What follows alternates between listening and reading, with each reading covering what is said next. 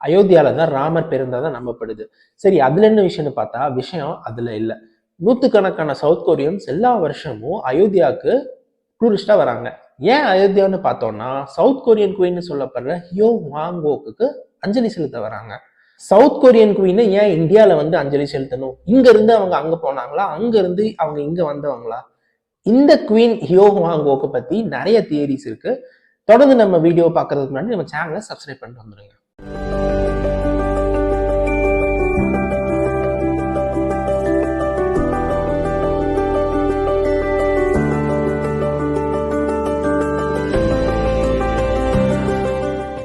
Hi friends, hello everyone, you are வாட்சிங் swim Alvin. டைரக்டா நம்ம வீடியோக்குள்ள போகலாம். சவுத் கொரியாவுக்கு ஒரு தனிப்பட்ட தொடர்பு அயோத்தியா கூட இருக்கு. ஒவ்வொரு வருஷமும் நூற்றுக்கணக்கான சவுத் கொரியன்ஸ் அயோத்தியாவுக்கு வந்து அவங்க ராணியான ஹியோ வாங்கோக்கு அஞ்சலி செலுத்திட்டு போறாங்க. நிறைய சவுத் கொரியன்ஸோட லீனியேஜ் அயோத்தியால சேர்றதா நம்பப்படுது. ராணி ஹியோ வாங்கோக் யாரு? 1ஆம் நூற்றாண்டுல அயோத்தியால இளவரசியா இருந்து சூரி ரத்னா. இவங்க தான் 48 ஏடியில கரக்குலத்தை சேர்ந்த மன்னர் கிம் சுரோவை கல்யாணம் செஞ்சு சவுத் கொரியாவோட ராணி ஹியோ வாங்கோக்கா மாறினதா கொரியன் புராண கதைகள் இருக்கிறதா சொல்லப்படுது. ஆனா அந்த புராண கதைகள்ல சூரி ரத்னான்னு எந்த பேரும் இல்லை. ஒரு காமிக் புக் மூலமா தான் ஹியோ வாங்கோக்க சூரி ரத்னான்னு பெயர் மாற்றம் செஞ்சிருக்காங்க. இதுல நிறைய ரெஃபரன்சஸ் இருக்கு, ஒவ்வொன்றா பார்ப்போம். பழங்காலத்து கொரியன் டெஸ்டான சம்குக் யுசால மன்னன் கிம் சுரோ அயோத்தியான்னு சொல்லப்படுற தொலைதூர தேசத்தை சேர்ந்த ஒரு ராணிய ஒரு ராஜ்யத்தோட இளவரசிய மணந்ததாக சொல்லப்படுது. அத இன்னைக்குள்ள அயோத்தியா கூட ஆராய்ச்சியாளர்கள் எல்லாமே தொடர்பு படுத்தி பாக்குறாங்க. யூபி கவர்மெண்ட் வெப்சைட் மூலமா சில தகவல்கள் வெளிவருது. இளவரசி சூரி ரத்னா கொரியாவுக்கு படகு மூலமா போய் சேர்ந்ததா சொல்லப்படுது. அவங்களுக்கு கல்யாணம் ஆனப்போ 16 வயசு மட்டுமே ஆகியிருந்ததாகவும் சொல்லப்படுது. இவங்க தான் கியூம் குவான் கயா மன்னரான கிம் சுரோவோட முதல் ராணின்னு நம்பப்படுது. சில சைனீஸ் டெக்ஸ்ட்ல அந்த காலத்துல இருந்த அயோத்தியாவோட மன்னர் கனவுல தன்னோட 16 வயசு பொண்ணை சவுத் கொரியாவுக்கு அனுப்பி சவுத் கொரியா மன்னர் கிம் சுரோவை கல்யாணம் செஞ்சு வைக்கும்படி இறைவனோட உத்தரவு வந்ததா நம்பப்படுது. அந்த ராஜா ராணிக்கு 10 ஆண் பிள்ளைகள் இருக்கிறதாகவும் அவங்க 2 பேருமே 150 வருஷத்துக்கும் மேல வாழ்ந்ததாகவும் அந்த குறிப்புல இருந்ததா சொல்லப்படுது. 2020ல இந்தியாவுக்கான சவுத் கொரியன் அம்பாசிடர் அப்போ இருந்த ஷின் பாங்கில் சவுத் கொரியன் ஏன்ஷியன்ட் ஹிஸ்டரி புக்ஸ்ல அயோத்தியாவை சேர்ந்த இளவரசி கொரியன் மன்னரை கல்யாணம் செஞ்சுக்கிட்டதா இருக்குன்னு சொல்லியிருந்தாரு.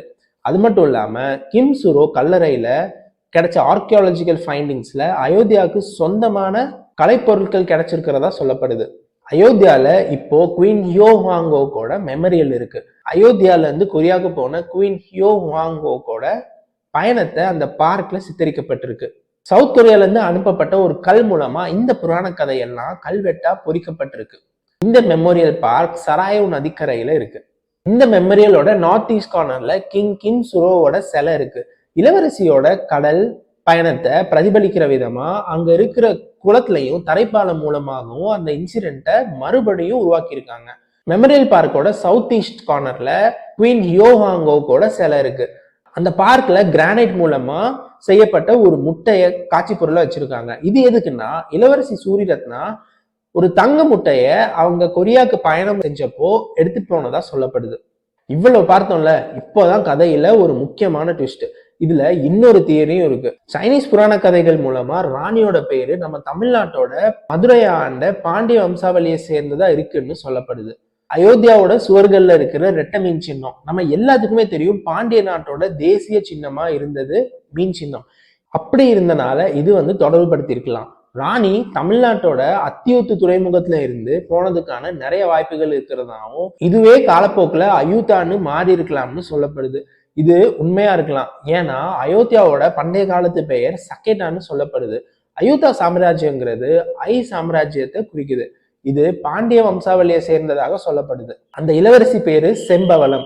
கொரியால ஹியோ வாங்கோக்கு அர்த்தம் தர மாதிரியா பேர் இருக்கிறதா சொல்லப்படுது.